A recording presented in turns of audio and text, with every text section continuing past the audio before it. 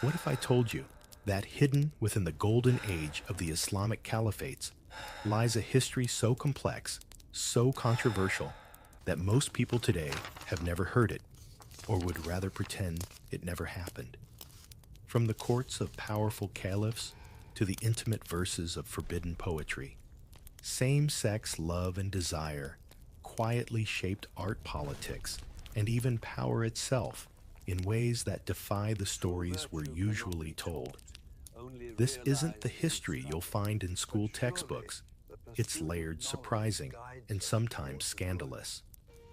Before we dive in, comment what time it is where you're watching from. I love seeing where in the world our history community is tuning in. And if you enjoy uncovering the sides of history they don't want you to see, you might consider subscribing. No pressure, but we go deep here. Shall we begin? You find yourself in the Baghdad of the early Abbasid era, and the first thing that strikes you, besides the sheer dustiness of the streets, is the variety of humanity brushing past you. Here's a soldier in lacquered armor with his helmet under one arm. There's a scholar holding a scroll to his chest as if it's a newborn, and right in front of you, a young man with coal-lined eyes and robes so finely embroidered you wonder if he's on his way to a poetry recital or a costume contest. The Caliphate at this time is at the height of its wealth and curiosity and social rules, while there seem to flex in interesting ways. You might have expected stern sermons and rigid discipline at every street corner. But instead, you hear music drifting from courtyards and laughter from shaded balconies. It's a place where formality and indulgence dance together, like partners who know each other's steps too well to pretend otherwise. Step into the court itself, and you quickly realize the openness here is not an accident. The Abbasid caliphs, especially in their early centuries, have a taste for display, and the display includes people.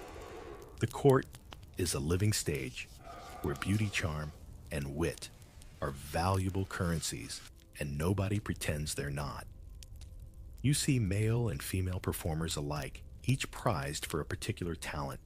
The perfect quip, the haunting song, the glance that could stop a vizier mid-sentence. It's a far cry from the simplified image of strict and monolithic Islam that later centuries will often project backward. The political power here is absolute, yes, but the social atmosphere, especially in elite circles, leans toward permissive, at least as long as you keep it within the palace walls and under the caliph's amused gaze. Even the literature pouring out of Baghdad reflects this openness. Calligraphers and poets don't shy away from themes of same-gender affection. They wrap it in metaphor, sure, but the imagery isn't hard to decode. You notice how the verses blend admiration for beauty with clever wordplay, turning desire into a kind of intellectual sport.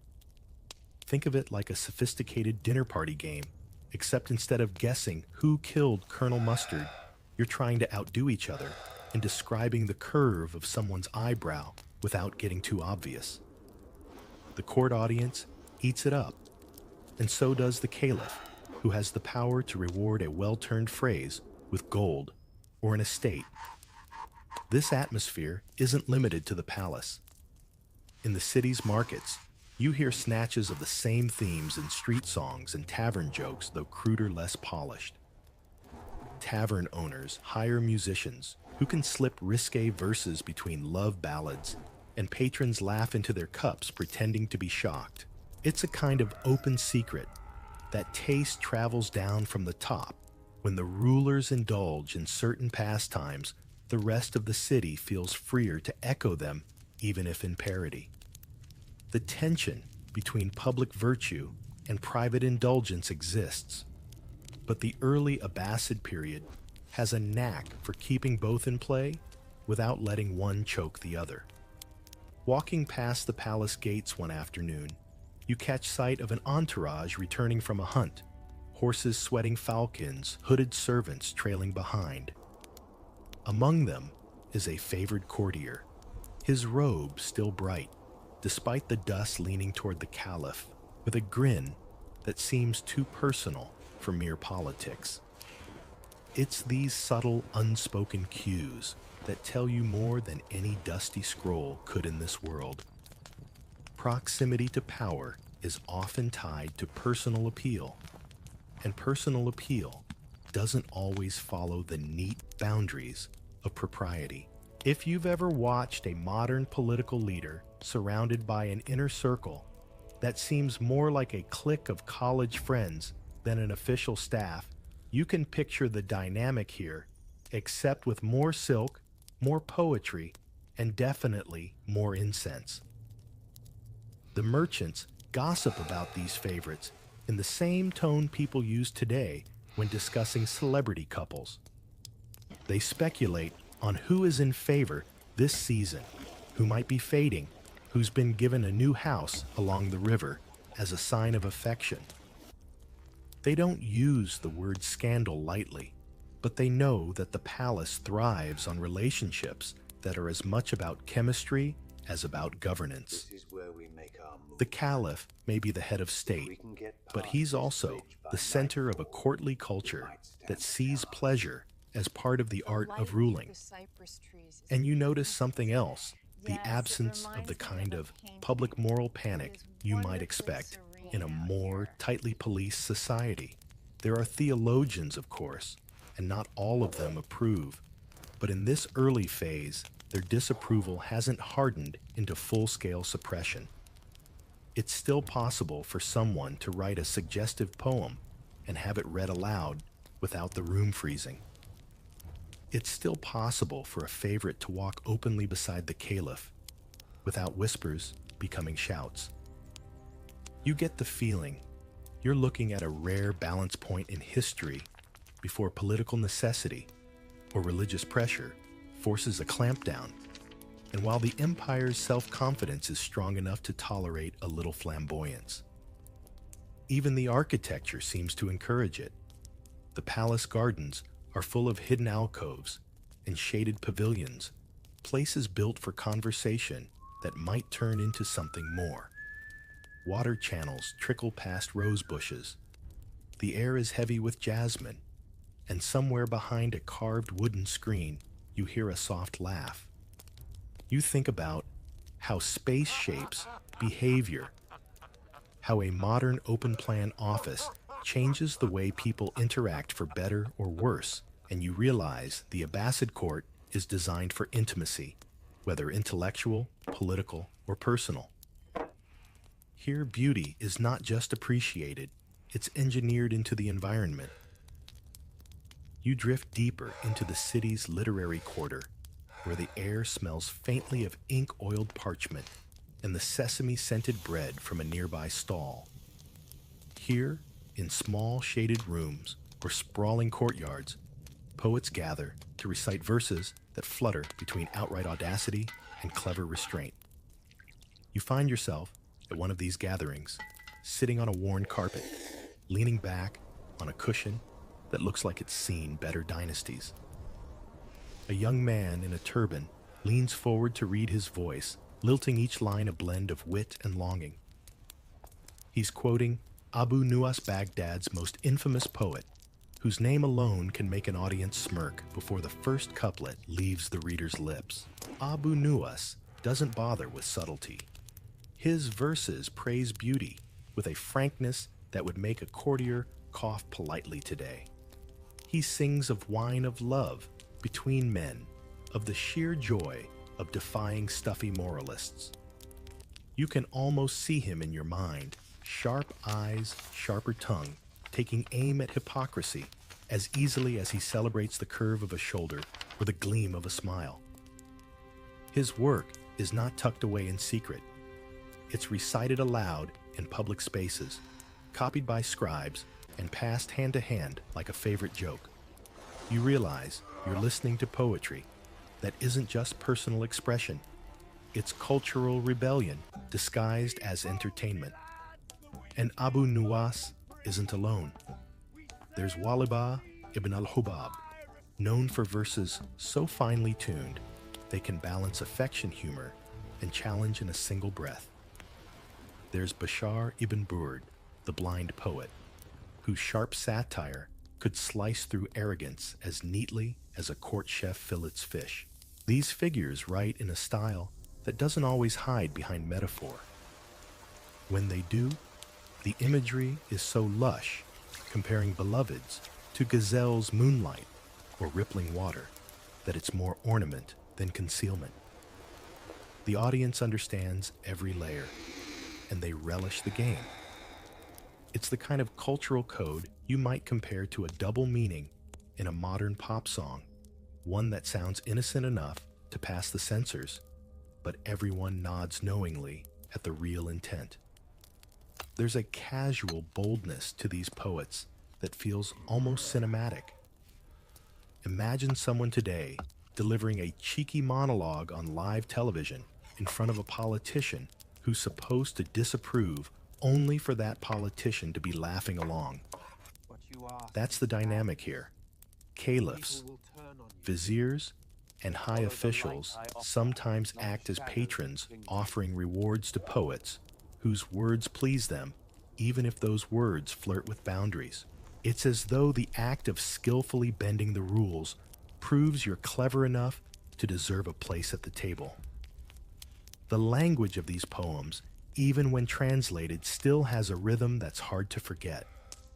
You catch how repetition, wordplay, and musical phrasing work together to draw the listener in. In a way, it's not far from a stand-up set. Timing matters, and the payoff has to land just right.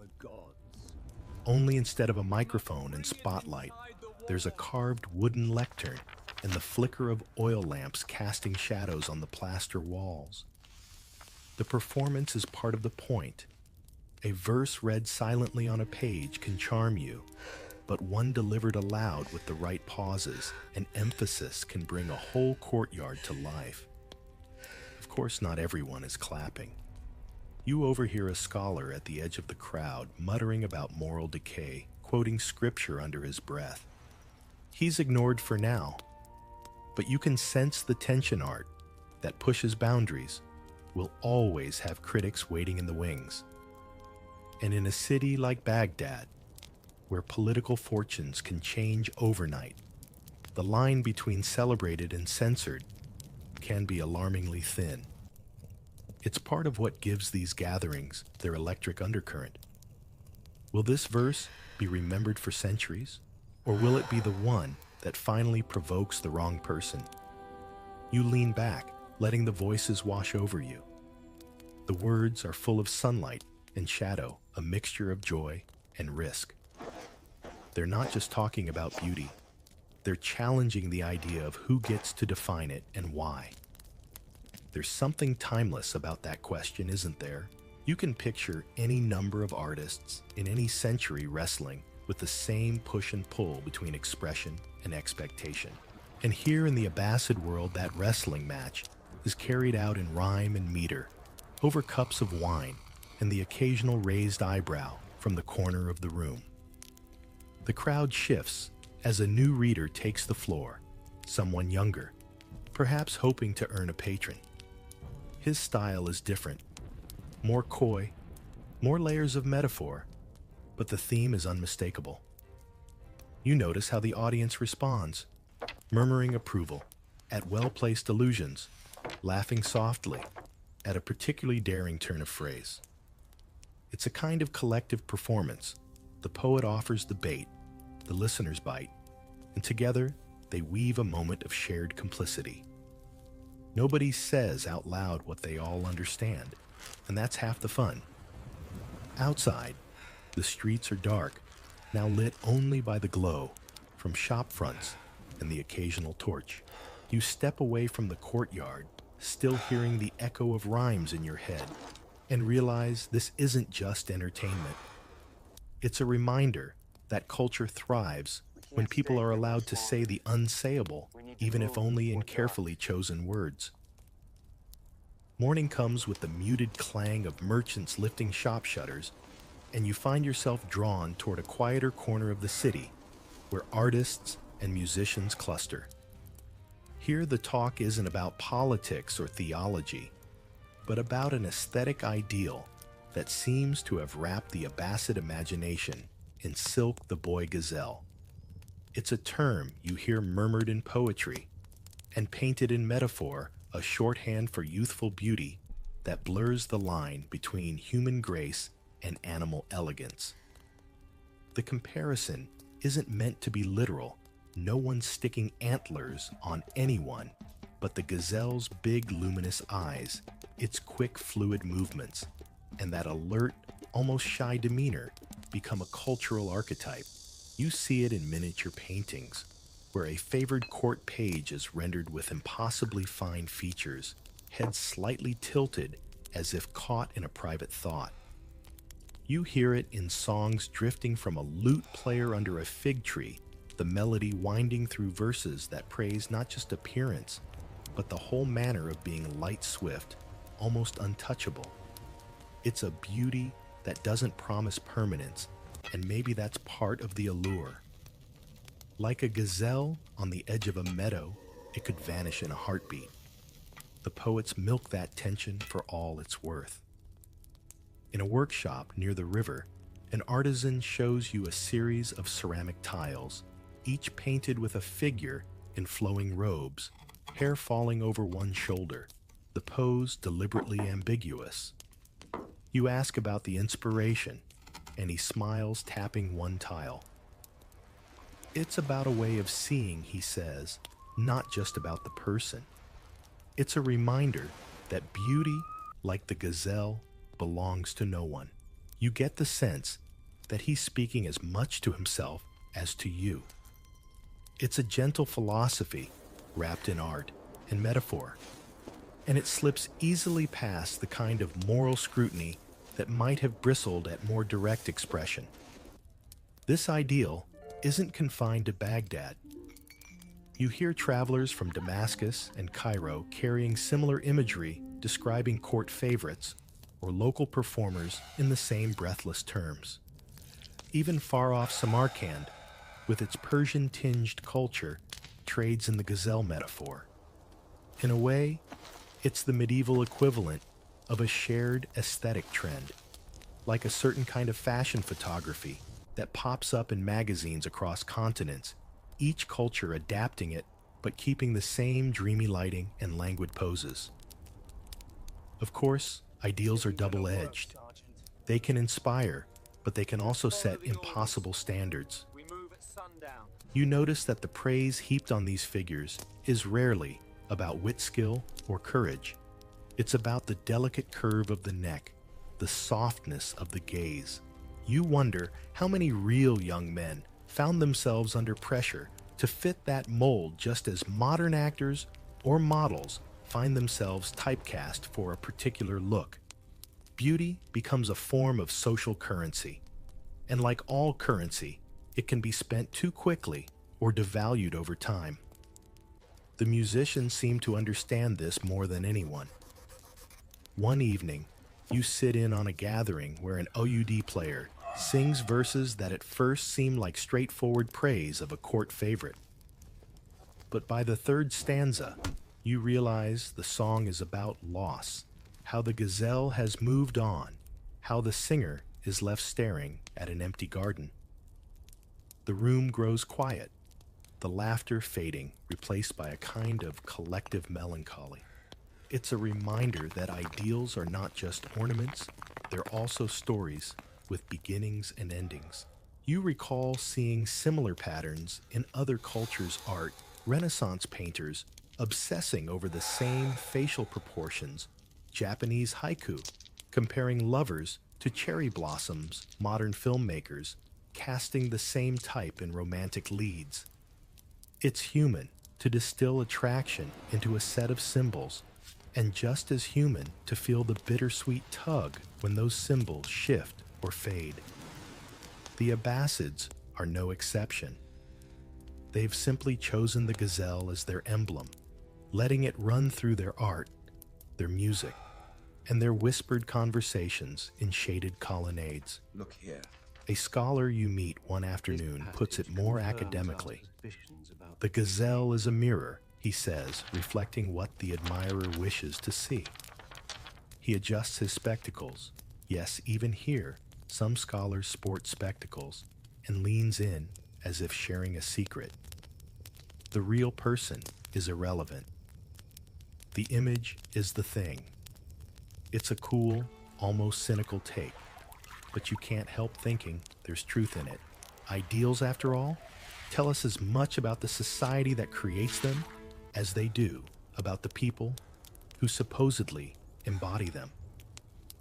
And so you walk away from the quarter that day with the image of a gazelle still flickering in your mind, not the animal itself, but the idea it carries.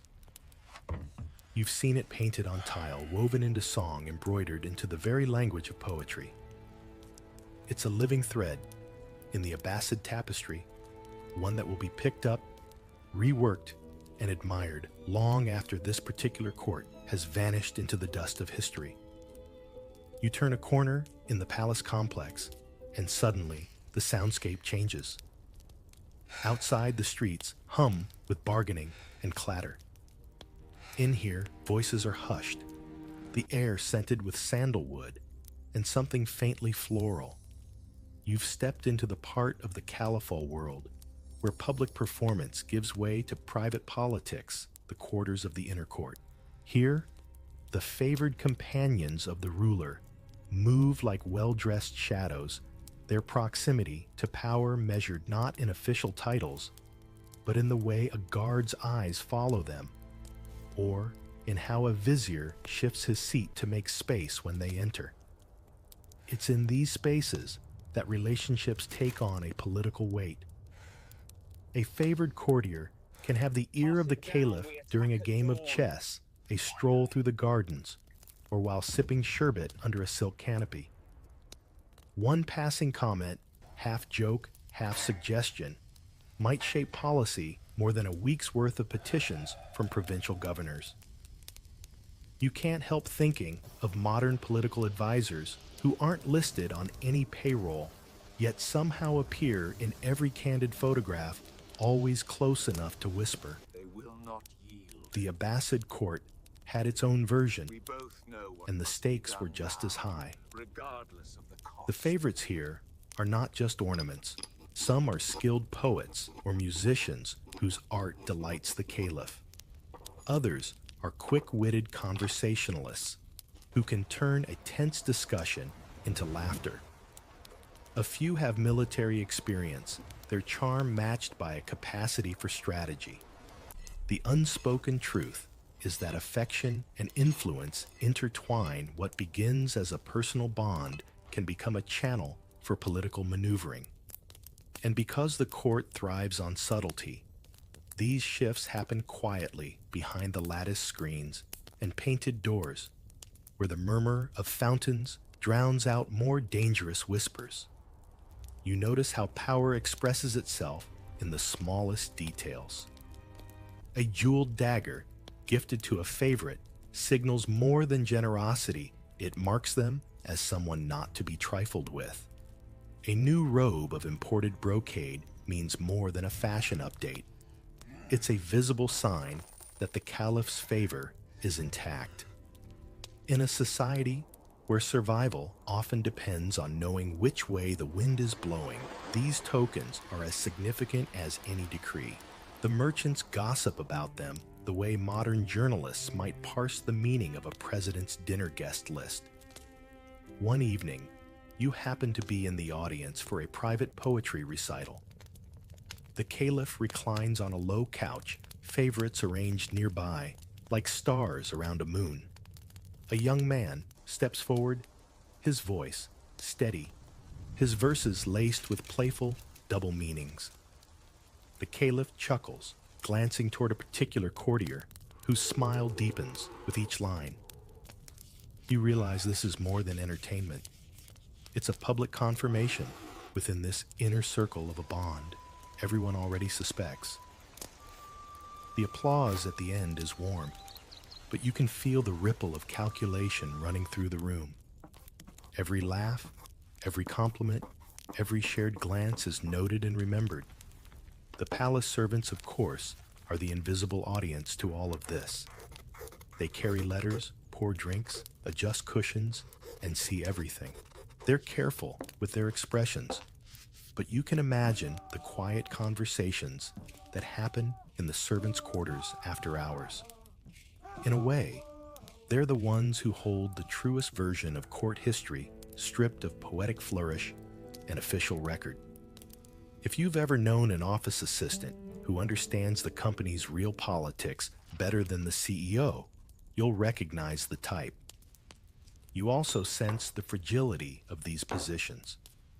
A favorite's influence can vanish as quickly as it arrived. One wrong word, one ill-timed absence, or simply the caliph's shifting mood, and the silks and jewels are replaced by a quiet dismissal. Some manage to slip away with their wealth intact, retreating to estates on the Tigris. Others fade into obscurity, their names remembered only in the margins of scandalous poems. It's a reminder that in the Abbasid world, as in so many courts before and after proximity to power, is both intoxicating and perilous. Outside, the garden paths wind between marble fountains and date palms, their trunks wrapped in climbing jasmine.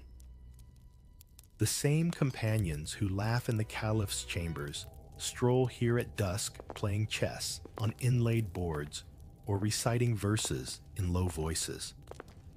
The setting sun turns the palace walls gold, the air heavy with the scent of roses. For a moment, you can almost forget the political stakes and see it simply as a place of cultivated beauty. But even here, under the blush of evening light, you know that every gesture is part of a larger game, a game as old as empires played in silk instead of steel. By the time you wander into a Sufi lodge on the edge of the city, the noise of the markets has faded into a muffled hum like a distant tide. The walls are bare, but for calligraphy in looping, deliberate strokes, phrases about love, divine unity, and the heart's endless search for the beloved. At first glance, you might think the beloved here is purely spiritual, an abstract idea to be contemplated in candlelit silence.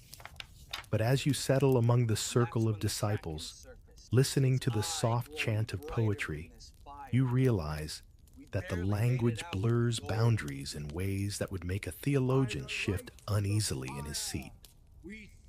The Sufis speak of yearning as if it is both a divine pull and a human ache.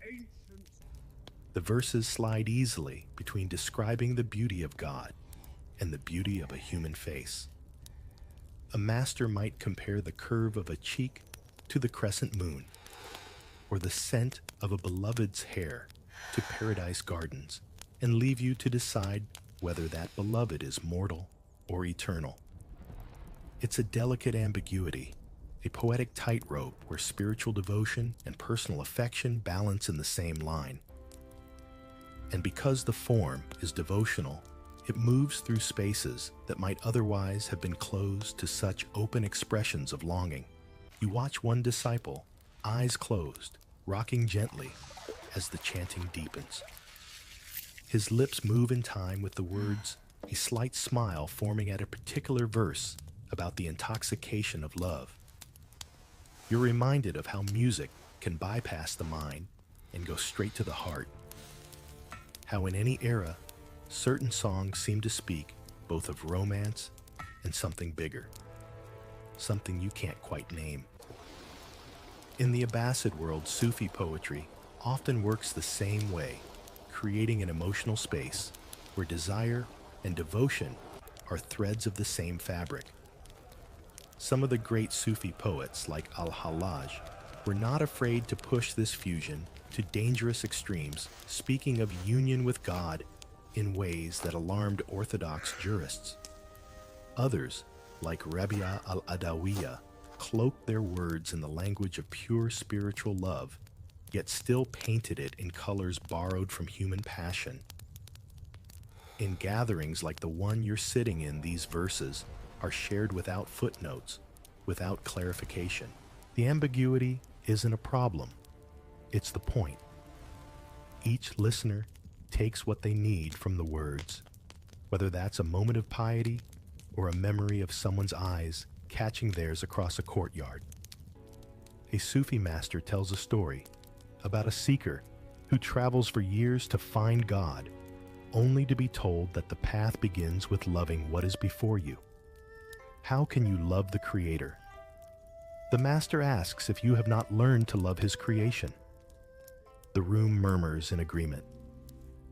It's the kind of statement that can sound innocuous until you realize how it could be used to defend feelings others might prefer to keep unspoken.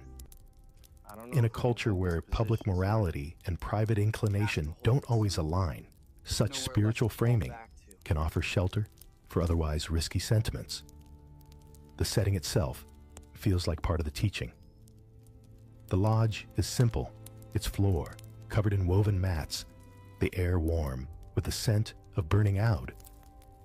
Light spills in through a single high window, painting the room in gold. You think about how in the bustling heart of the Caliphate, these oases of quiet create a parallel world, one where the rules are more fluid, and where the language of love is wide enough to hold both heaven and earth. It's not so different from stepping into a modern concert or meditation retreat, where the outside world's definitions seem to blur and rearrange themselves at the door. As the evening deepens, the chanting turns to dance. The dervishes begin to move in slow measured circles, their robes fanning out like pale sails. The repetition is hypnotic, and you feel yourself pulled into the rhythm. Watching them, you sense that the boundary between the self and the other, between divine and human, has been deliberately softened. It's an openness that mirrors the very subject of the poetry, the belief that love in all its forms is a reflection of the divine. And perhaps that's the most subversive part, framing human affection as a step towards spiritual truth rather than a distraction from it. When the gathering ends, the disciples file out quietly, their faces lit with the calm of shared experience. You step into the night, the stars scattered above like tiny lamps, the air cool against your skin. The verses you've heard stay with you, not because they resolved anything, but because they refuse to draw hard lines where the heart prefers curves. You cross the sea in your mind before you've even realized you've boarded the ship westward to the far edge of the Caliphate, where the Mediterranean's salt air seeps into everything. Al-Andalus greets you not with Baghdad's dust, but with the mingled scent of orange blossoms and ocean breeze. Here in Muslim Spain, the same threads of poetry and art you've seen in the East have been woven into something both familiar and entirely new. The palaces of Cordoba and Granada seem designed for lingering arches, like ripples of frozen water courtyards, where fountains catch the sunlight and scatter it in silver shards. In these gardens, the nights are long and perfumed, and the gatherings tilt toward the luxurious. Court poets in Al-Andalus, many of them influenced by both Arabic and local Iberian traditions, do not shy away from the same homoerotic themes you heard in Baghdad. Yet here, the imagery often carries the tang of the sea or the sweetness of ripe fruit. You listen to a recitation under a crescent moon where a beloved is compared to the blush of pomegranate skin or the glint of fish scales in shallow water. It's the same art of suggestion wrapped in a different geography. A local singer strums a lute-like instrument called the ud's voice, drawing out the syllables as if to savor them. The song slides between longing and playfulness, the audience laughing softly at a clever rhyme, then falling silent at a tender image. You notice how the rhythm of the language mirrors the rhythm of the place slower than Baghdad, but no less charged. The Al-Andalus courts are skilled at turning evenings into worlds of their own, where politics and poetry mingle under the same lantern light. You meet a scholar who insists that the mingling of cultures here, Arab, Berber, Visigothic, and Jewish, has made the poetic language richer.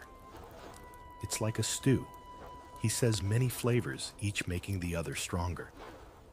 You think of how cross-cultural influence often sparks new artistic forms, much like jazz in the modern era, where different traditions collide and produce something unexpected. In Al-Andalus, the fusion doesn't dilute the passion in the poetry. It refines it, adding new metaphors, new layers of meaning. Wandering through a palace courtyard, you pause by a wall where tiles form intricate geometric patterns in blue and white. The symmetry is perfect, but your eye catches on a small, deliberate flaw, a motif slightly misaligned. A court artisan explains half-joking that perfection belongs only to God. Yet the tiny imperfection somehow makes the whole wall more human, more alive.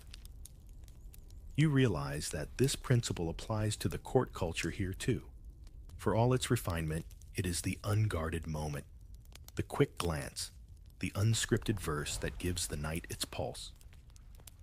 One evening in Seville, you attend a literary salon hosted by a wealthy patron whose estate overlooks the river. Guests recline on cushions, sipping drinks sweetened with honey and scented with cinnamon. A young poet recites a verse comparing his beloved to a falcon, proud, elusive, capable of piercing the heart with a single look. The room reacts with a low murmur of approval, some smiling in recognition of the coded language others caught in their own reveries. It's not just about the beloved, it's about the shared understanding that desire, in all its shades, is part of the human story. In the markets, the next day, you catch fragments of last night's verses repeated by street performers, stripped of their ornament but keeping their core. The poetry has escaped the palace, moving through the city like perfume on the wind. It's a reminder that art here isn't just for the elite. It seeps into the fabric of daily life. Much like a catchy tune today might leave the concert hall and become a street musician's staple, these verses cross boundaries with ease. And yet beneath the laughter and music, you sense the same undercurrent that ran through Baghdad, the awareness that openness has limits, and that limits can shift. In Al-Andalus, political tides change as quickly as the moon's pull on the tide. For now, though, the gardens are open, the lamps are lit, and the verses flow without fear. You step back into the night air, the sound of a distant lute following you, and the scent of orange blossoms lingering like a promise you know can't last forever. You drift east again, following the trade routes that carry silk spices and ideas back toward the Persian heartlands. Here the air is drier, the mountains rise sharper, and the cultural landscape shifts. Persian court traditions older than Islam itself fold seamlessly into the Abbasid and later Caliphal courts, bringing with them a particular polish in manners poetry and the art of pleasure. If Baghdad's court feels like a bustling theater and Al-Andalus like a moonlit garden party, the Persian-influenced courts are more like a jeweler's workshop, precise, deliberate, and utterly attentive to detail. The architecture mirrors this refinement. In Isfahan or Nishapur, you walk into halls where carpets unfurl like rivers of color, each thread dyed with impossible patience. The walls are painted with scenes of banquets hunts and quiet interludes, where a favored companion sits beside a ruler, pouring wine or exchanging a smile. The gestures are small, but telling a hand on a shoulder, the lean of two heads close together over a chessboard. These scenes are not drawn in a rush. They are deliberate records of the court's ideals, and affection, whether platonic or more, is part of the picture. Persian poetry, too, brings its own tone to the conversation. The metaphors grow denser, the imagery lush with gardens, nightingales, and wine cups that brim over. A beloved might be compared to a cypress tree for their tall grace, or to the first rose of spring for their beauty and fragility. These are not casual compliments. They are part of a sophisticated symbolic system that carries layers of meaning for those who know how to read them. And in Persian tradition, those symbols are often infused with the bittersweet knowledge that beauty fades and joy slips away, making the moment all the more precious. You hear a performance in a candlelit chamber, the poet's voice deep and deliberate, the words spilling like pomegranate seeds onto the carpet. The verses praise a companion whose loyalty is matched only by their elegance, and the ruler listening smiles, lifting a cup in silent acknowledgement. It's clear this is not just entertainment, it's part of a ritual of courtly life, a way of reaffirming bonds without needing a contract or a decree. You think of how, in modern diplomacy, a toast or a compliment in the right language can cement an alliance more effectively than a signed treaty. Persian refinements also influence dress and behavior. Court favorites wear robes of silk embroidered with silver thread, their hair perfumed with rose oil, their hands adorned with rings that catch the candlelight. They move with the measured grace of people who know they are being watched and who understand that in this world, beauty and comportment are tools of influence. The way they serve wine, the way they pause before speaking each gesture, is a kind of performance one that the audience, whether ruler or courtier, reads with practiced eyes.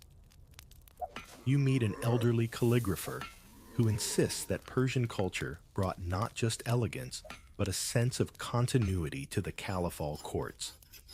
We have always known, he says, that beauty is a form of power. He dips his brush into ink the color of midnight, drawing letters that curve like vines. And power is not always in the sword, it is in the gaze, the word, the gift. You realize that in this world, the arts are not an escape from politics, but one of its most subtle weapons. Even the gardens here are different. Walled and symmetrical, they are laid out in geometric patterns that mirror the order of the universe as imagined by Persian thinkers. Water channels divide the space into perfect quadrants, each planted with flowers in deliberate color schemes. You walk along a shaded path and see a ruler seated beneath a cypress, listening to a lute player whose song drifts upward into the warm night. It's easy to forget in such surroundings that beyond these walls, the world is less forgiving. But perhaps that is the point, to create a space where beauty and refinement can momentarily eclipse the harsher edges of reality. The Persian influence doesn't erase the openness you saw in Baghdad or the sensuality of Al-Andalus. It distills them, dresses them in finer cloth, and teaches them how to move with quiet precision. Here, affection is not flaunted with bold jokes or moonlit banter. It is woven into the fabric of courtly life, visible only to those who know where to look. And in that subtlety, it becomes something just as enduring as the poetry that celebrates it. The further you wander into the corridors of scholarly debate, the less the air smells of roses and sandalwood, and the more it smells of ink leather and the faint tang of heated argument. You've reached the domain of the Look jurists, at me like that. the men who pore over Quranic verses, hadith collections, and legal My mind never precedents, stopped. determined to clarify where affection, desire, and propriety ought to stand. They sit cross-legged in study circles, voices rising and falling like the tide, each quotation from Scripture punctuated by a careful pause.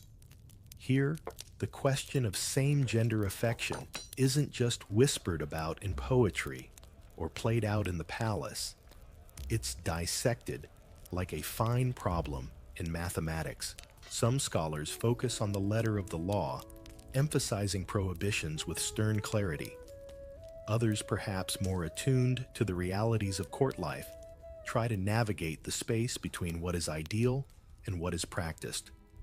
You listen to one jurist argue that admiration for beauty is permissible as long as it remains chaste, while his counterpart insists that even the gaze is a slippery slope. We must go. You can almost hear the centuries-old sigh in that statement. It's the same weary caution parents everywhere have voiced about not leading anyone on. What makes this all the more intriguing is that many jurists are fully aware of what goes on in the upper echelons of power. They hear the same verses, see the same favored companions, and sometimes even serve as advisors to the very rulers whose tastes they are now attempting to regulate. One scholar with a beard white as linen remarks dryly, "The caliph's court is not a madrasa earning a few chuckles from his colleagues. There's a sense here of a long, unending tug of war between the ideals of the law and the realities of human behavior." The written fatwas from this era reveal the complexity of their task. Some read like stern reprimands, warning of divine punishment. Others take on a more nuanced tone, acknowledging the admiration of beauty as part of human nature, but urging self-control. A few even slip into the language of metaphor themselves, as if unable to resist the pull of the very literary traditions they're meant to caution against.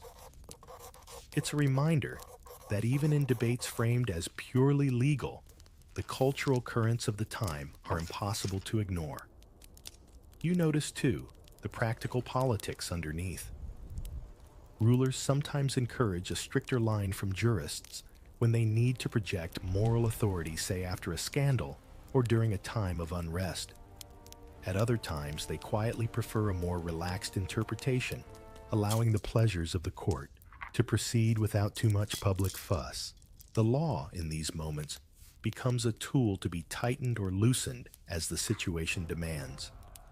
If you've ever seen a modern leader shift from strict policy enforcement to turning a blind eye when it suits them, you'll recognize the pattern instantly. There's a particular tension when the scholar's rulings run headlong into celebrated art. Imagine a jurist delivering a sermon on modesty the same week that a popular poet's verses about a handsome court page are being recited from Damascus to Basra. The public can hold both ideas in their heads at once, admiring the piety of the sermon and memorizing the poem for later retelling. This duality frustrates some jurists, but others accept it as inevitable, even Riley, quoting the poets themselves during lessons to make a point. One afternoon, you sit in on a debate where the focus is not condemnation, but prevention. The scholars discuss ways to keep temptation at bay, separating sleeping quarters for students, discouraging excessive ornamentation, and dress-limiting private conversations between young men in certain contexts. It all sounds very thorough until you remember the palace gardens, the salons, the music-filled courtyards, and you wonder if these measures were ever more than a polite fiction. Yet for all their attempts to draw bright lines, the jurists' very engagement with the subject shows how deeply embedded it is in the culture they serve. If it were marginal, it wouldn't need so many rulings, counter-rulings, and fine distinctions. And that may be the most telling point of all the conversation between affection and law in the Islamic Caliphates was never silent. It was a running dialogue conducted in libraries and lecture halls, echoing in the same cities where verses of longing floated on the night air. The mood shifts as you move through the streets in a later century of the Caliphates. The markets are still loud. The bread still smells warm from the ovens, but there's a faint tension in the air, as if a cloud has passed over the sun. You hear it in the tone of public sermons, sharper now, more insistent on rules and boundaries. Where once poets and musicians could slip double meanings into their verses with little fear, the tolerance for such playfulness has begun to shrink. Orthodoxy, like a tightening belt, is cinching in the space that once allowed for a certain openness.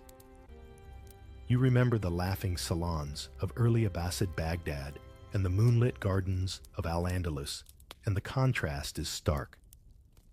In some places, public recitation of suggestive poetry is discouraged or outright banned. Poets still write it, of course they always will, but more of it is shared in private among trusted friends. The social dance you once saw, played openly in courtyards, now retreats behind closed doors, its steps still familiar, but hidden from the street. It's a reminder that culture isn't static. It bends to the political and religious winds of the time, sometimes sharply. Part of this change comes from political necessity. Rulers facing external threats or internal unrest often turn to religious authority to shore up legitimacy. A stricter moral code becomes a kind of public armor, a way of signaling strength, unity, and divine favor. The result is a tightening of control over art, literature, and behavior. You can see parallels in other societies, how during times of war or crisis, governments clamp down on what can be said, sung, or performed, trading the easy charm of openness for the rigid clarity of rules. And yet, even as the public face of the Caliphates grows more serious, private spaces still hum with a quieter continuity. In the homes of certain patrons, poetry readings continue, though the metaphors may be layered more thickly to avoid trouble. The imagery of the gazelle, the moon, the nightingale doesn't vanish, it simply becomes more coded like a language spoken behind a hand. This adaptation is its own kind of resilience proof that a tradition can survive even in a colder climate if it's willing to wear a thicker coat. You notice that the shift isn't uniform. In some regions, particularly on the fringes of the Caliphates, older customs linger longer. A court in one province might still host musical evenings, while in another, the same gathering could draw disapproval or even punishment. This unevenness creates a patchwork of experiences, moments of openness, scattered like pockets of warm air in an otherwise cooling season. For travelers moving between cities, the difference could be startling, a warm welcome in one place, a cautious silence in the next. Artists adjust, as they always do.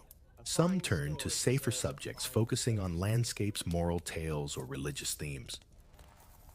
Others become masters of subtlety, crafting verses that can be read as spiritual devotion by one audience and romantic longing by another. It's a game of interpretation, one that relies on the shared cultural memory of more open times. If you've ever seen a filmmaker slip a daring message past the censors by dressing it in allegory, you understand the skill involved. For ordinary people, these changes alter the texture of daily life.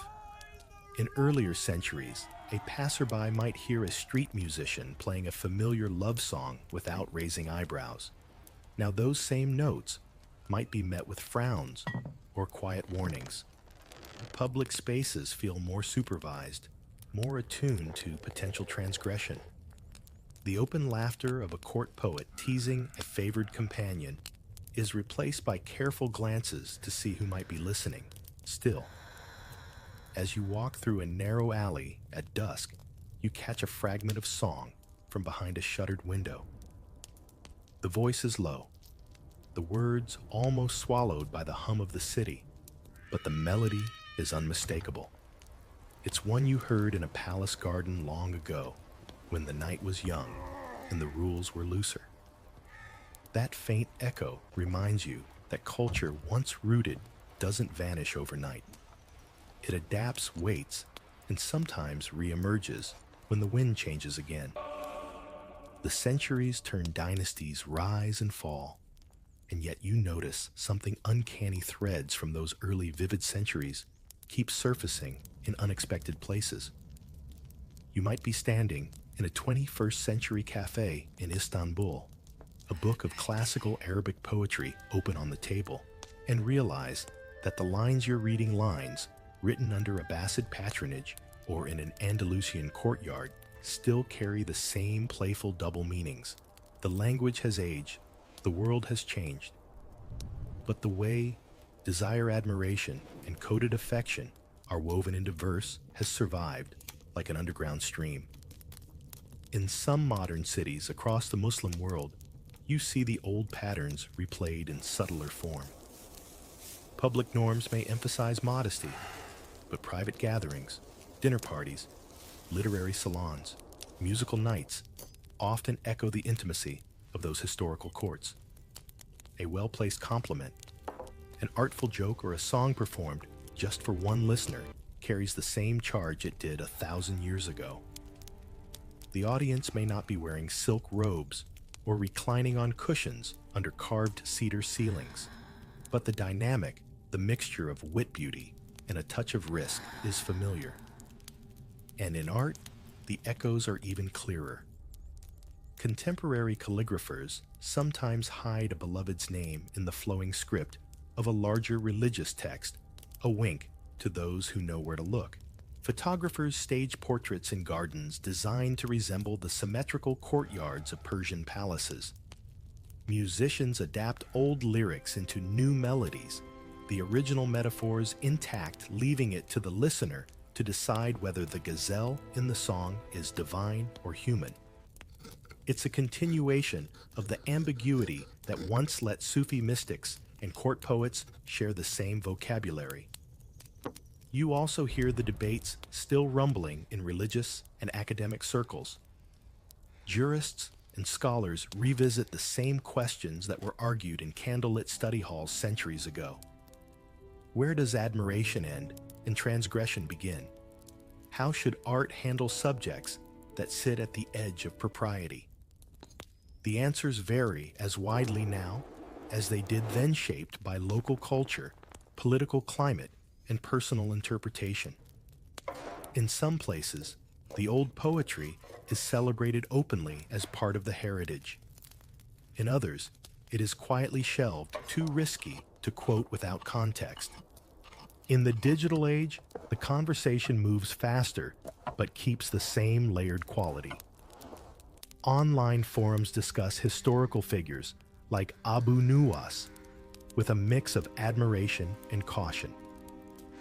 Young poets post verses on social media that borrow the imagery of moonlight roses and nightingales, tagging them as classical style, while letting their followers draw their own conclusions. The internet becomes a new kind of courtyard where coded language can spread in seconds instead of years. You think about how traditions survive not always in straight lines, but in loops and spirals. What began in the intimacy of a palace garden can find its way into a wedding song in Morocco, a novel in Cairo, or a quiet conversation over tea in Jakarta.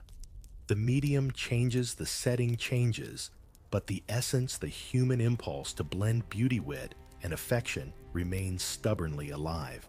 It's like the fragrance of jasmine, faint in the heat of day, stronger at night, and capable of traveling far from the garden where it first bloomed. On a warm evening in a modern city, you hear music drifting from an open window. The words are old, the arrangement new, but the effect is the same as it was in the Abbasid court. Someone stops in the street, listening. You can almost see the lines stretching back through time, through the gazelle-eyed pages, the moonlit Andalusian gardens, the candle-lit Persian halls, and the Sufi lodges where longing blurred with devotion. And you realize that the untold history isn't just in the past, it's also in the present, still unfolding in small, quiet moments, carried by anyone who knows how to read between the lines. You tramp along the uneven planks of the pier boot's creaking air, salted with that sharp tang that prickles your nose. The shoreline isn't glamorous, and whoever told you pirates spent all day chasing treasure clearly skipped over the part where you dig through fishy baskets and haggle over barrels of beans. Still, this is the moment you prepare for weeks, maybe months, at sea. The markets of a port town are your battlefield today, and your enemies are mold hunger and merchants who know exactly how desperate a crew can get before setting sail. You've got a pouch of coins and a mental list, but half of it depends on whatever the tide has delivered in the past week. Sometimes the most valuable thing isn't gold. It's a sack of onions that won't turn to mush before you're halfway to the next port. A stall to your left catches your attention, not for its charm, but for the pile of dried wrinkled peas staring up at you like green marbles.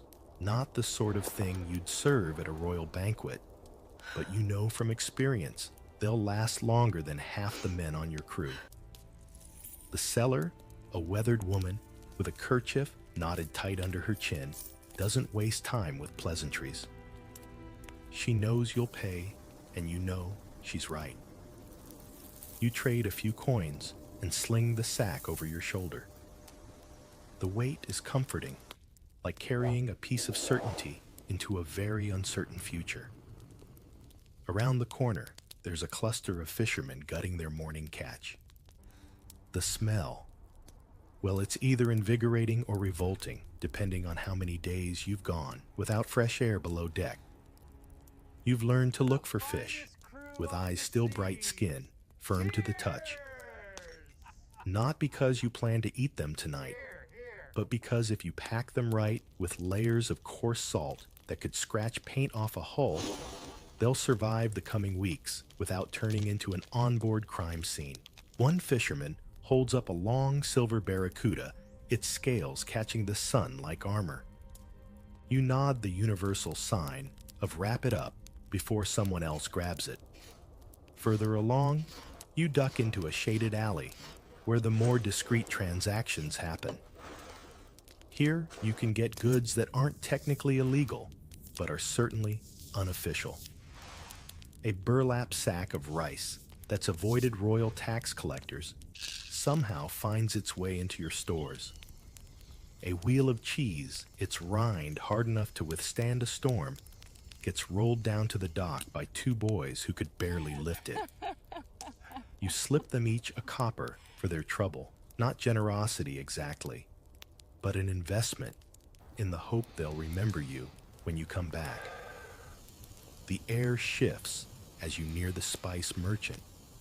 You can smell the cinnamon and pepper before you see them, the scents drifting over like invisible threads.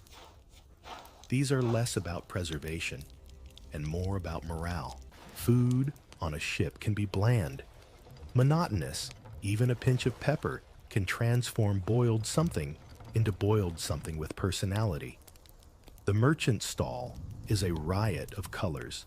Saffron in delicate cloth packets, nutmeg rolling in little baskets, black pepper piled high. You can almost hear your ship's cook sigh in relief when you hand over a few precious coins for enough spice to keep the crew from complaining at least about the taste. Down at the end of the dock, the real bulk buying begins. Barrels big, stubborn things that take 2 men to roll are stacked like fortifications. Flour for hardtack, more salt for the fish, dried beans, and the occasional cask of dried fruit if you're feeling generous or optimistic. You eye the raisins. They'll keep for months, and on a bad day, they might even pass for dessert. The cooper thumps the side of each barrel before you pay, listening for the right hollow ring that says the wood is sound. A leaky barrel is a waste of money and an open invitation to rot. Every purchase has its ritual. You lift sniff taste when you can. You haggle, but never so hard that a merchant decides to save their best goods for someone else. Ports remember pirates sometimes too well, and a reputation as a fair enough buyer can mean the difference between salted cod and something vaguely resembling it. You've even learned to nod at the dockside cats, those sleek little enforcers who keep rats from chewing through your stores before you even set sail. A sudden shout from further down the pier pulls your attention. A young sailor from another crew is trying unsuccessfully to convince a baker to part with his last crate of ship's biscuit. You watch as the baker folds his arms unmoved. Ship's biscuit isn't exactly a treat. It's more like a survival challenge you chew. But when you're weeks into a voyage, it's the difference between hungry and thinking about mutiny. The sailor walks away empty-handed, and you make a mental note to stop by that bakery before you leave. Not because you need it immediately, but because in this game, you stock what you can when you can. By the time the sun tilts toward the horizon, your crew has staggered back to the ship with baskets, barrels, and sacks. The deck smells like a strange blend of the day's purchases. Sharp vinegar from pickled vegetables, briny fish, earthy grains. It's a promise of survival, if not exactly comfort. You know from experience that once the anchor lifts, the shore's abundance turns into the sea's strict rationing. Every bite will be measured against the days left before landfall. And as you glance at the leaning pile of barrels, you know the next step isn't about finding food. It's about making sure it lasts. You plant your hands on the rim of a barrel, the wood cool and damp from the morning air, and give it a testing shove. It groans across the deck, the iron hoops clinking faintly. This is where the real work begins, preserving what you just spent all day collecting, so it doesn't turn into a science experiment before you've even cleared the harbor.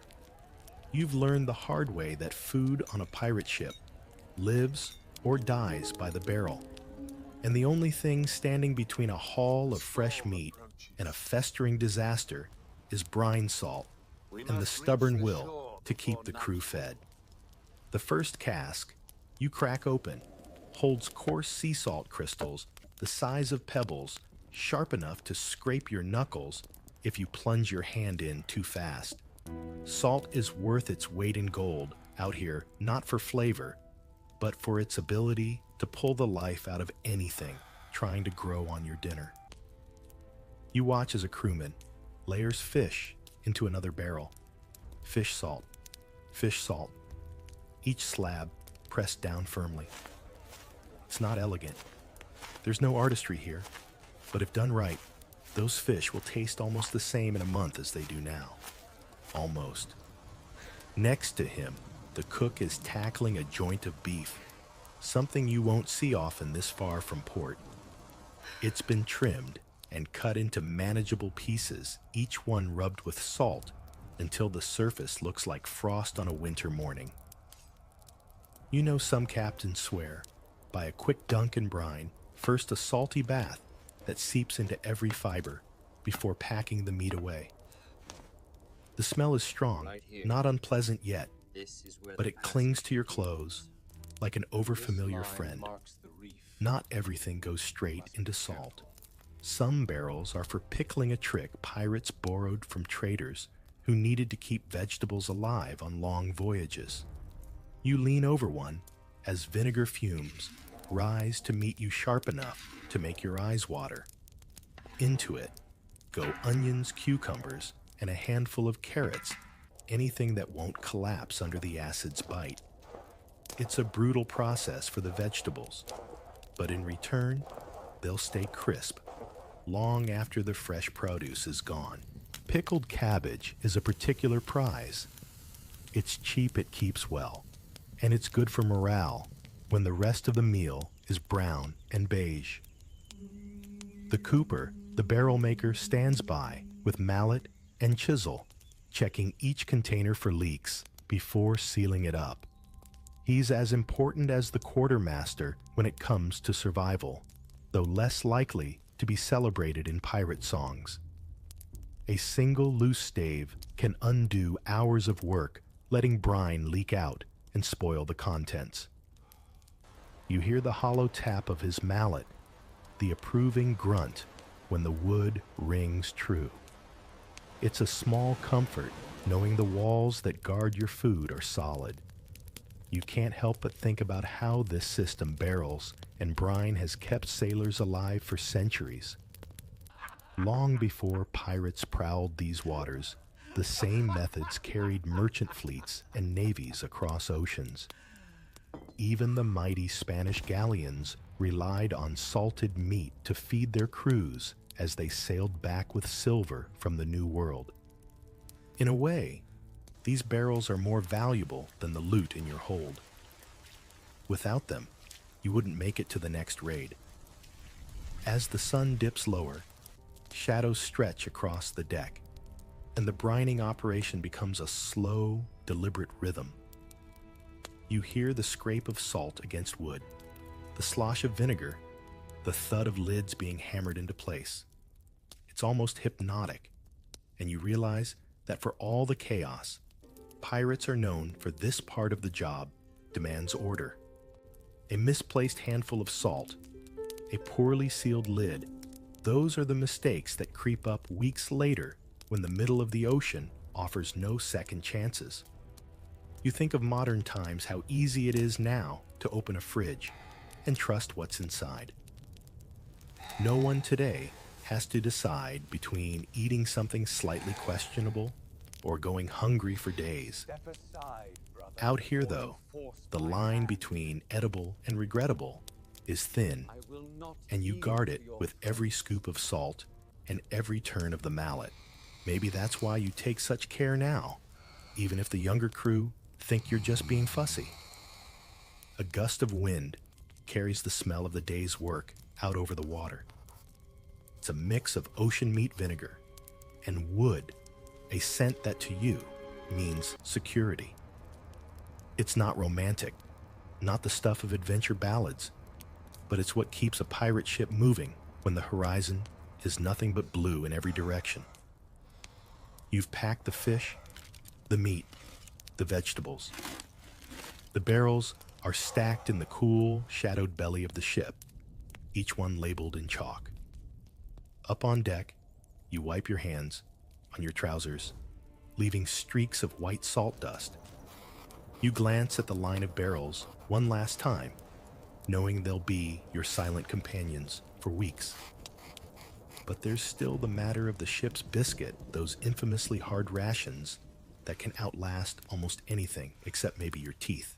You squat beside the crate, prying up the lid with the tip of your knife, and there it is, the legendary ship's biscuit, stacked in uneven piles like pale paving stones. At first glance, it doesn't look threatening, just flat round slabs of baked dough. But the moment you pick one up, you remember why sailors call it hardtack. It's not bread in the sense you know it. It's more like a weapon disguised as food. You rap it against the deck out of habit, and it makes a sound dangerously close to a knock on oak. Hardtack is a cruel little miracle. Just flour water and a dash of salt if the cook was feeling generous. No yeast, no softness. Nothing that invites mold to set up camp.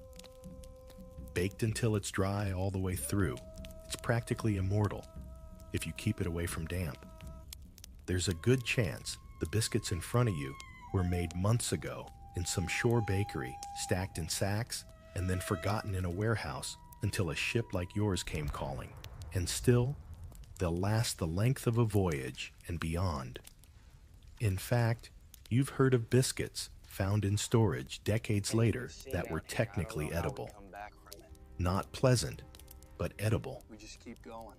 You slide one into your coat pocket and bite down experimentally.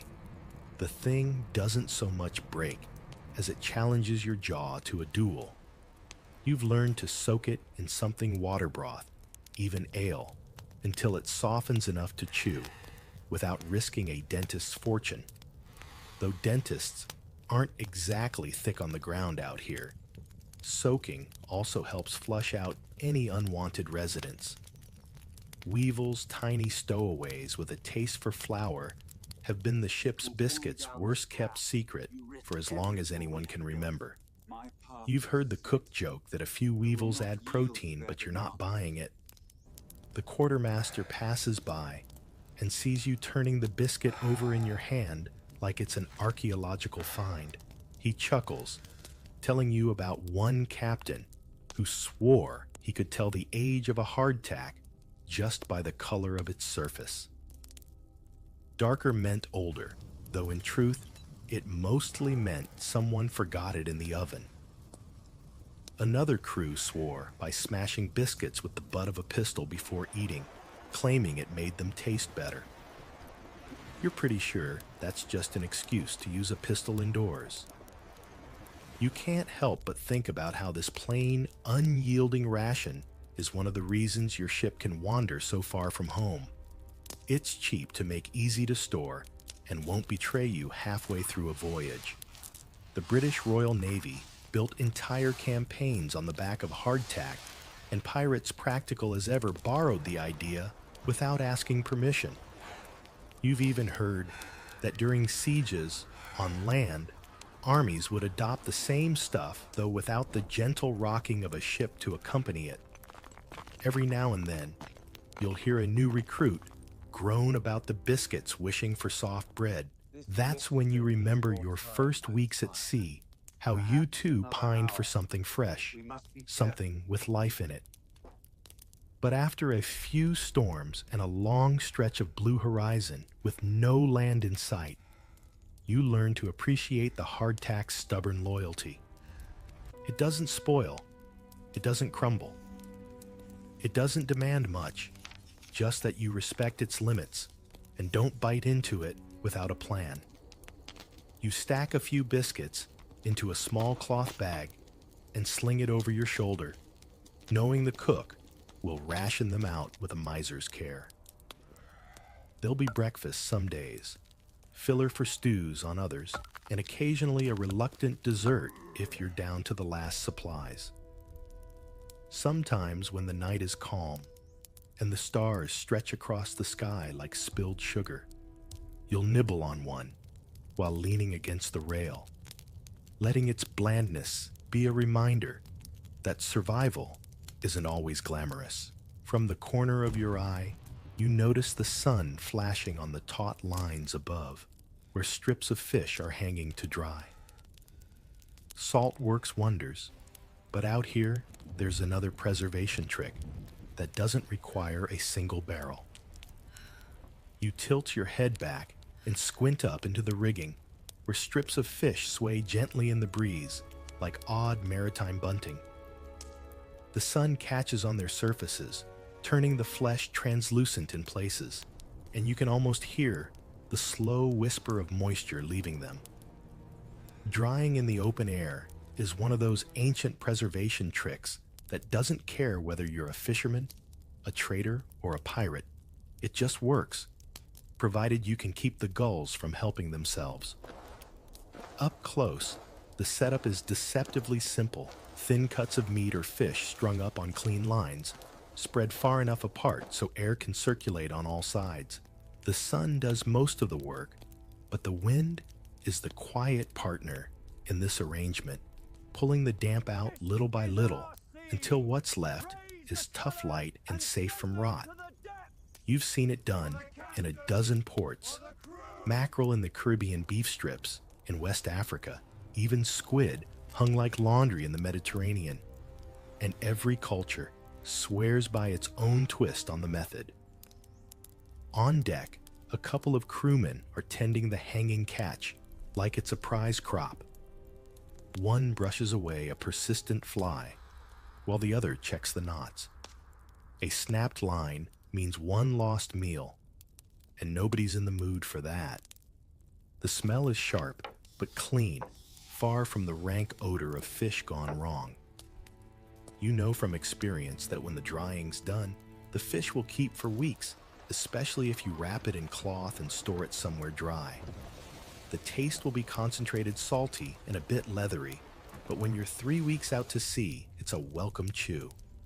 It's not just fish that gets this treatment. Strips of beef, goat, or pork can be sun-dried too often after a quick rub of salt or spice to keep the surface safe from anything curious. In some ports, you've even picked up dried fruit mangoes, figs, or apples sliced thin and left to wither in the heat until they become sweet, chewy coins of concentrated flavor. They're rare finds for a pirate, but worth their weight when the rest of the meal is heavy and briny. There's something almost peaceful about watching the food dry in the rigging. The ship rolls gently, the lines sway, and the strips turn slightly in the wind, making sure every side gets its share of sun. You can imagine the same scene hundreds of years earlier. A Viking longship with cod hanging over the deck, a Chinese treasure junk with racks of duck drying in the open air. The method hasn't changed because it doesn't need to.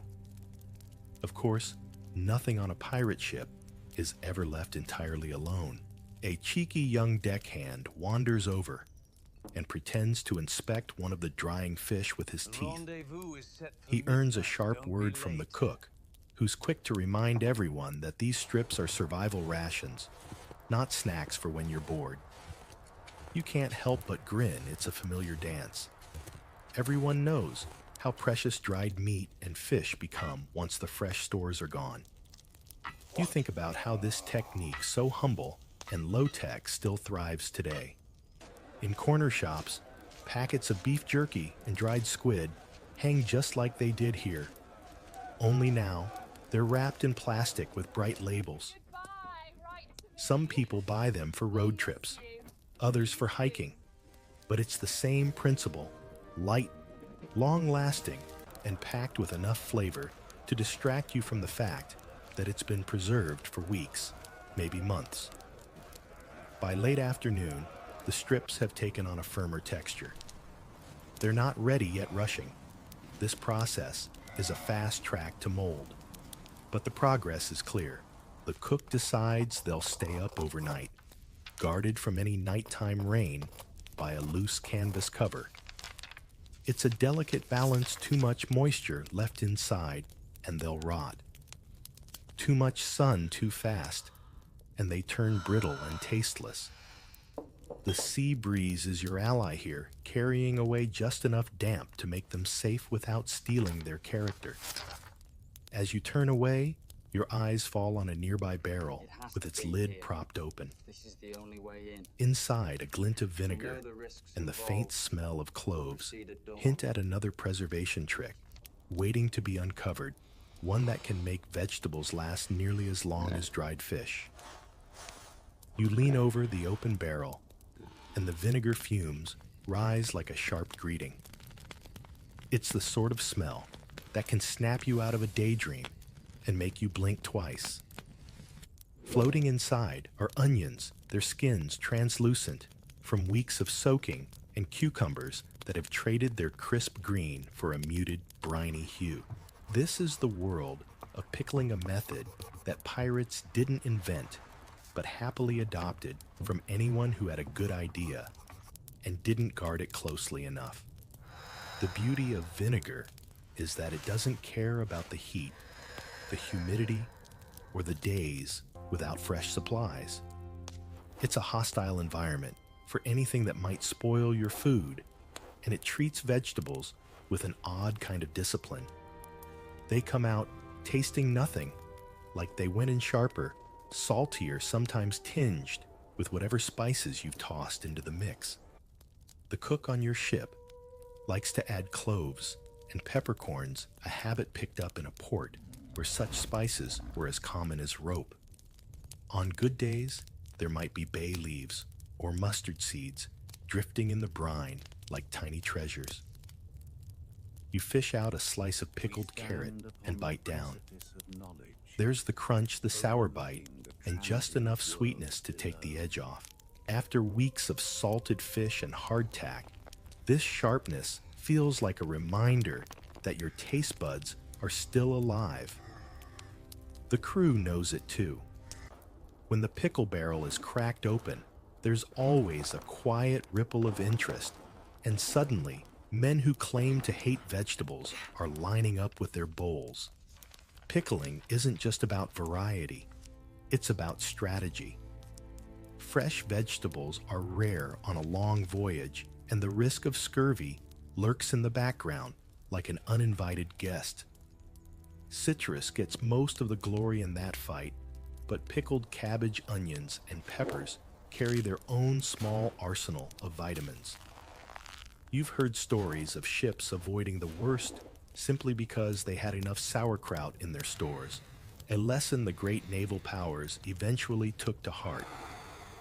Pirates less concerned with official records and more with survival learned it by experience. In the dim light of the hold barrels of pickles, sit stacked next to salted meat and dried fish, the three pillars of shipboard preservation. You notice how the vinegar's tang cuts through the heavier smells, lending the air a cleaner edge. It's almost comforting, like the smell of a well-used kitchen back on shore, if that kitchen happened to roll side to side and occasionally take on water. Once in a market in Jamaica, you saw a vendor selling pickled mango slices in bright glass jars. They glowed golden in the sunlight, the fruit suspended like amber.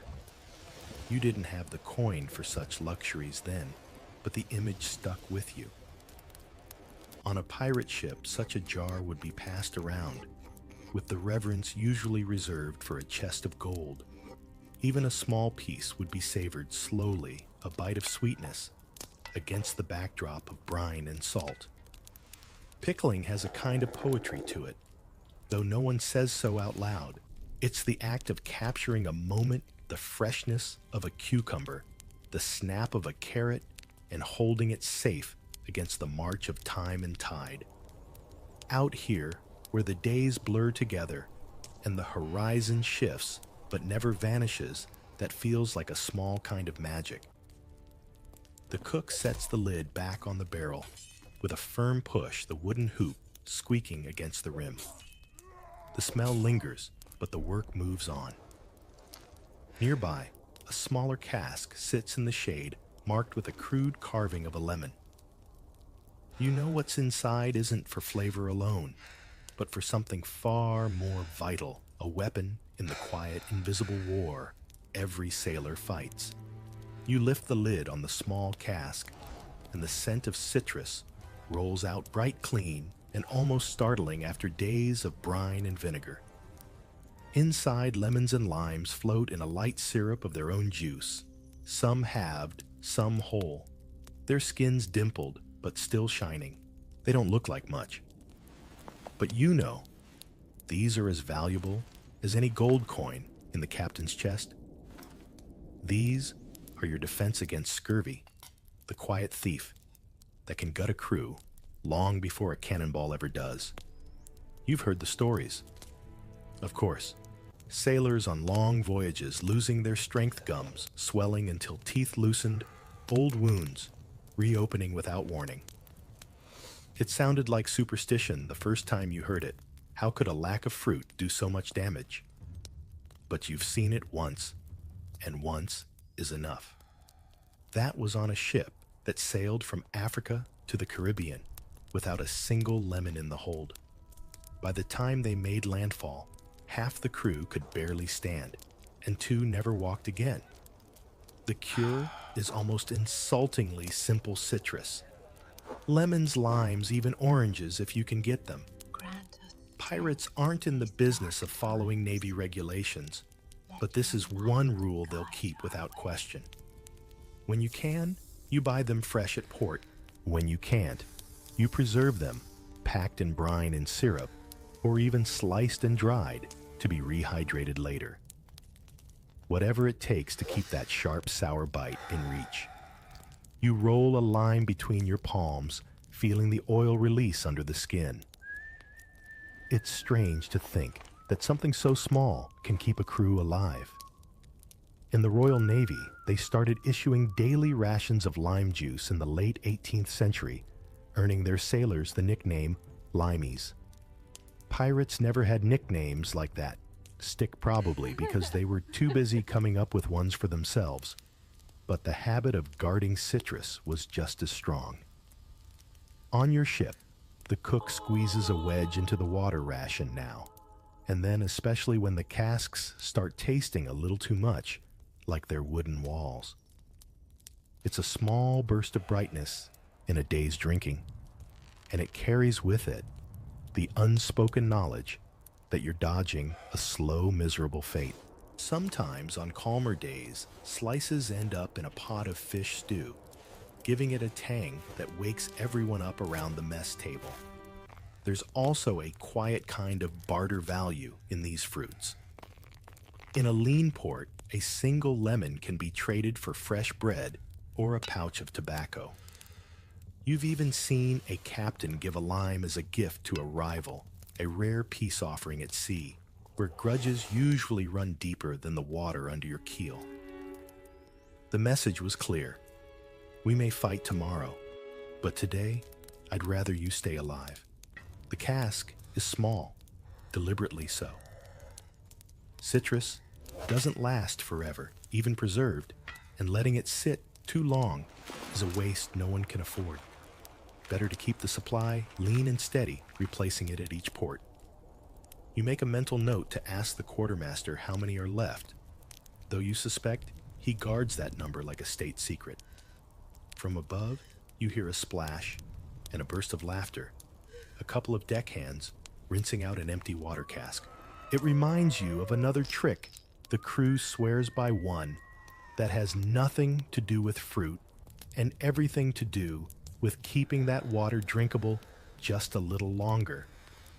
You follow the sound of the laughter to the main deck, where a crewman is pouring a splash of rum into a freshly rinsed water cask. He swirls it around like he's mixing paint, the scent rising into the air with a warm, sweet burn. It's not just an indulgence, though. No pirate worth his salt would complain about an excuse to drink. It's a preservation trick as old as the sea lanes. Rum kills off the things in the water that you can't see, but will certainly feel if you drink them. Fresh water at sea is a fragile thing. The moment it's drawn from a well or stream and sealed in a barrel, the clock starts ticking. Stale flavors creep in within days, and worse, tiny organisms invisible but determined can turn it foul before you're halfway to your next port. A bad cask is a mutiny waiting to happen.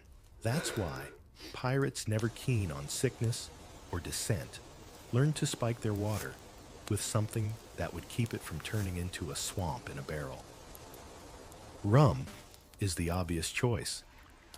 In the Caribbean, especially, it's as common as rope distilled from the molasses left over from sugar production. It's strong enough to sterilize, cheap enough to be practical. And let's be honest, it keeps morale suspiciously high.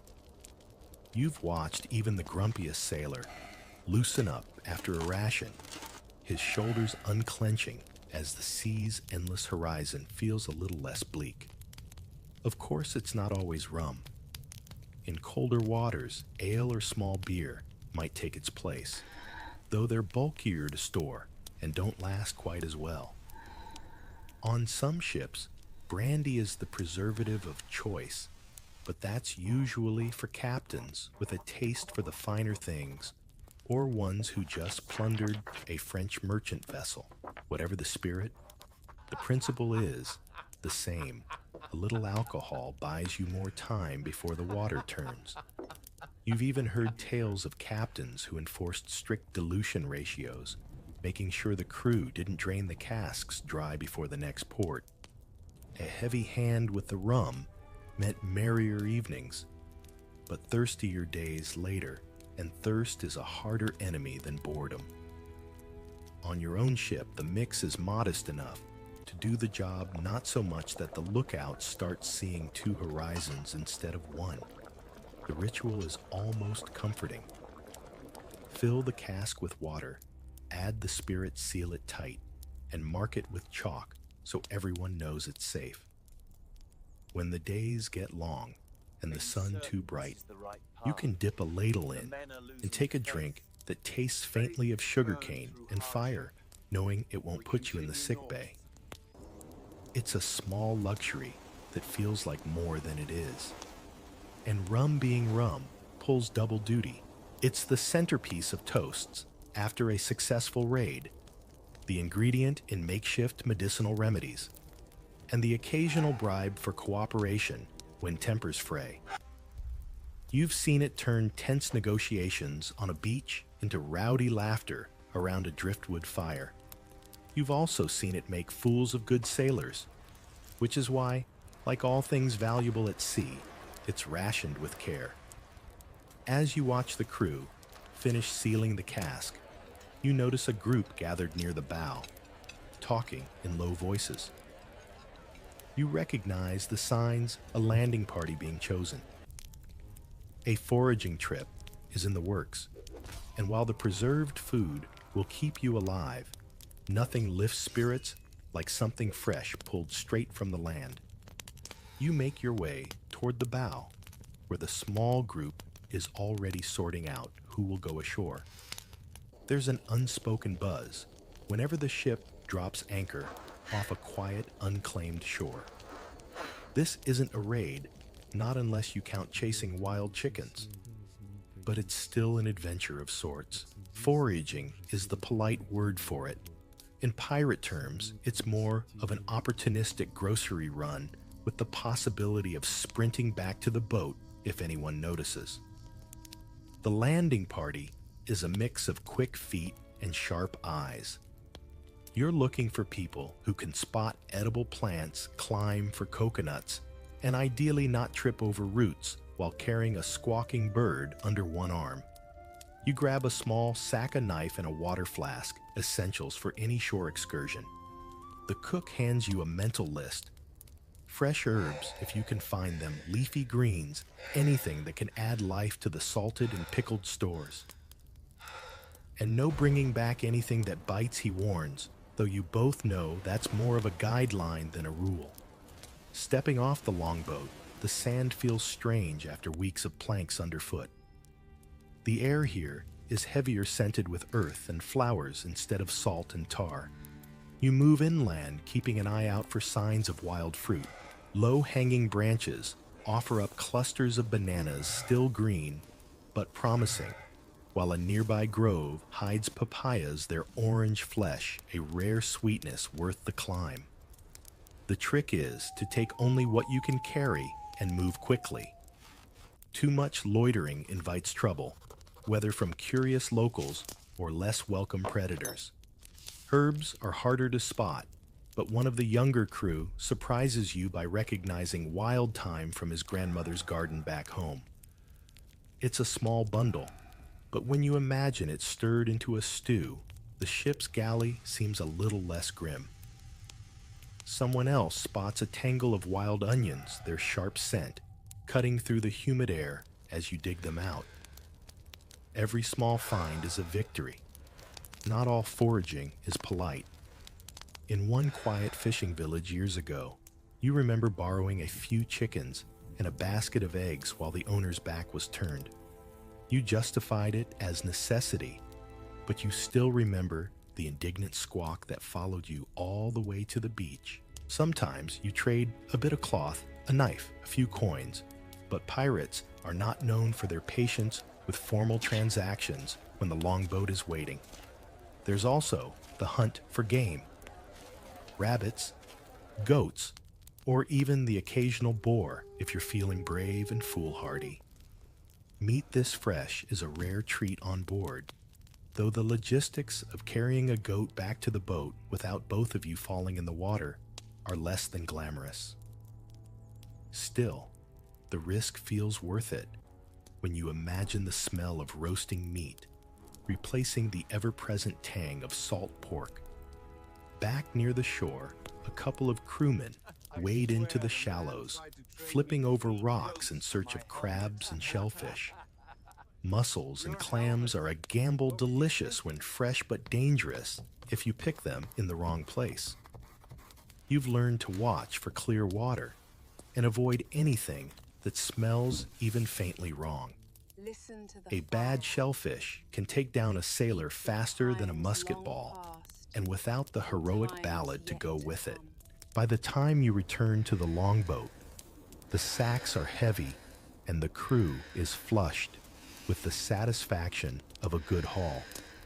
Coconuts clunk together in the bottom, herbs are wrapped in leaves to keep them from wilting, and somewhere in the mix is a bewildered chicken tied by the legs glaring at everyone in turn. The row back to the ship is slower, the boat riding lower in the water with the weight of your spoils.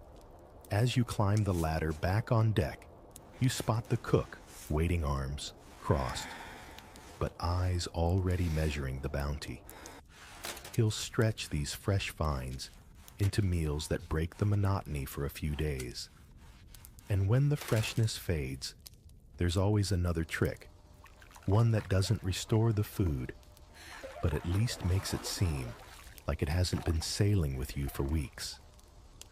The cook eyes the heap of goods with a calculating squint, already thinking about which dishes will get the rare honor of fresh ingredients. But as you know, once the bananas are gone and the herbs have wilted, you're back to the preserved staples, and sometimes those staples need a bit of disguise. That's where spices come in. Not the polite sprinkle of flavor you might use at a tavern table, but bold, almost defiant doses meant to shout over whatever questionable smells might be rising from the pot. You follow the cook into the galley, ducking under low beams. A small chest sits tucked into a corner, its lid latched not for security, but for safety. These spices are worth more than their weight in coin out here. He opens it, and the air shifts, instantly the warmth of cinnamon, the sharp bite of pepper, the dark, almost smoky scent of cloves. These are prizes from past raids lifted from merchant ships that never saw their cargo reach its intended port. Each jar or packet is like a miniature port of call, the scent carrying you halfway across the world. Pepper is the workhorse ground generously into stews to give the illusion of heat and freshness. A pinch of nutmeg can make dried meat taste almost civilized, while cinnamon can turn a pot of lumpy porridge into something that reminds you of better mornings. You've even seen cardamom seeds tucked into casks of rice, their perfume subtly infusing every grain. Out here, the right spice can be the difference between a crew who tolerates their food and one who starts grumbling loud enough for the captain to notice. Of course, there's the less glamorous reason for these spices masking the scent of meat that's past its prime. Salt keeps it safe to eat technically, but the nose doesn't always agree with the tongue. You've had meals where the pepper was so thick it formed a second crust, and everyone pretended not to notice why. It's a game pirates have played for centuries, making the best of what you have, even if what you have is a bit suspect. You think about how spices have started wars and built empires. The same cloves you're sprinkling into a pot once sailed under guard on Portuguese caravels, each pound fought over in the courts of Europe. Now here they are, rattling in a tin can on a pirate ship their grand history reduced to keeping the crew from complaining about dinner. There's a strange poetry in that. A new recruit wanders in, sniffing the air like a curious cat. He leans over the simmering pot, and the cook smacks his hand away before he can lift the lid. "Not ready yet," comes the gruff reply. Though you know the real reason, the cook doesn't want anyone seeing the raw form of what will soon be tonight's stew. The transformation is part culinary skill, part sleight of hand, and a dash of stubborn hope. On shore, in the great markets of places like Port Royal or Havana, spice merchants would boast of their wares as luxuries for the wealthy. Out here, they're survival tools. The same peppercorns that would garnish a nobleman's roast in Spain are now working to convince a pirate that the chunk of meat in his bowl is definitely fine to eat. And somehow, more often than not, it works. The cook gives the pot a final stir, the scent rising in a cloud that almost makes you forget the galley's cramped heat. He ladles out portions each bowl, carrying that layered aroma of distant lands and clever trickery. As the crew eats, the mood lifts. No one talks about how old the meat is or when the fish was last caught. Instead, there are jokes, a bit of singing, and the easy rhythm of full bellies. It's a temporary reprieve, of course. You know the day will come when even the spices can't distract from the reality of dwindling stores. That's when the true art of a pirate cook comes into play, taking the scraps and the odds and ends and turning them into something that still feels like a meal. The last days before landfall have a certain tension to them, not the dramatic kind of a looming battle, but the quieter strain of watching the stores shrink. You can see it in the galley barrels scraped down to the last layer of salt pickle brine, cloudy from too many hands fishing around inside, and sacks of biscuit with more dust than actual biscuits left in them. This is when preservation becomes less about keeping food from spoiling and more about stretching what's left so it still feels like something worth eating. You watch the cook make his rounds, eyeing the corners of the hold like a scavenger bird. He finds a hunk of cheese that's grown a generous coat of mold, but instead of tossing it, he pulls a knife and shaves away the outer layer until the pale, firm heart is revealed. A loaf of bread, if you can still call it that, gets the same treatment. The blue-green patches cut clean before it's sliced and toasted over a small flame to mask any lingering doubt. It's not wasteful. It's survival by subtraction. Some things get repurposed entirely. That last cup of dried peas, too few for a proper stew, gets mashed into a paste with oil and a handful of spices, then spread over hardtack to make it seem deliberate. The crumbs at the bottom of the biscuit sack are saved for thickening soups, and any lingering pickle brine might find its way into a pot to give a tang where freshness is long gone. Every scrap has a destination, and nothing is beneath consideration if it can fill a stomach. You've seen crews in this stage start to get creative in ways that feel almost luxurious. A spoonful of sugar stirred into watered-down rum becomes a treat. The rind from a lemon, long after the juice has been squeezed into someone's cup, gets candied in leftover syrup and passed around like a prize. It's part morale, part illusion, but it works. The human mind is strangely willing to believe that something is special if it's rare enough. Of course there are the failures too. You remember one desperate cook trying to rehydrate salted fish that had been forgotten in the corner of the hold for far too long. It came back to life in the pot, yes, but in a way that had the entire crew eating hardtack plain that night. Sometimes knowing when not to serve something is as important as stretching what you have. It's in these moments that the ingenuity of sailors, pirate or otherwise, shines brightest. They can turn the ragged end of a voyage into something bearable, if not bountiful. You think of merchant crews in the East Indies, boiling rice with coconut husks for flavor when the real coconut was long gone. Or whalers in the Pacific, making coffee from scorched biscuit crumbs steeped in hot water, pretending the bitter brew was more than it was. It's all theater in the end, but theater can keep spirits afloat. On deck, the crew eats in a subdued sort of peace, each man and woman knowing there's just enough left to see you through. Somewhere in the distance, you imagine the outline of the next port with its noisy markets and the smell of real bread baking in stone ovens. But for now, you break your biscuit in half, dunk it into the last of your stew, and take a bite that's more texture than taste. You can't help but smirk. For all the myths about pirate life, this right here is the truest part, making the most out of whatever's left and calling it dinner. Out here on the open sea, survival was never just about sails and cannons. It was about salted barrels, sun-dried strips, jars of vinegar, and the stubborn crunch of hardtack. Pirates learned that keeping a crew alive meant mastering the quiet art of preservation, turning whatever the shore offered into provisions that could outlast storms and doldrums alike. Each cask, each spice, each wedge of citrus was a lifeline disguised as food.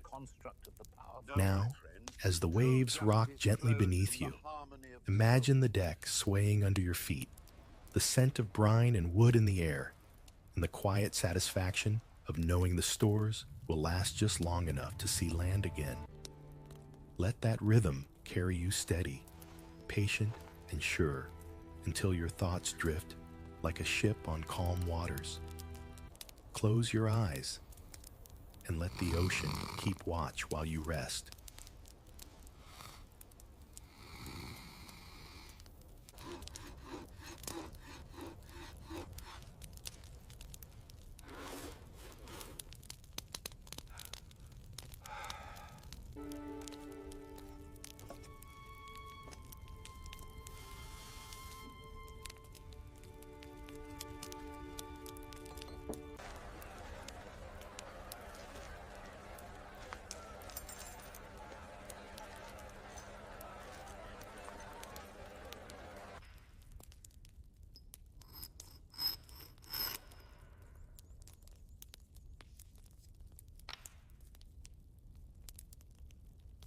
I almost forgot we had this book.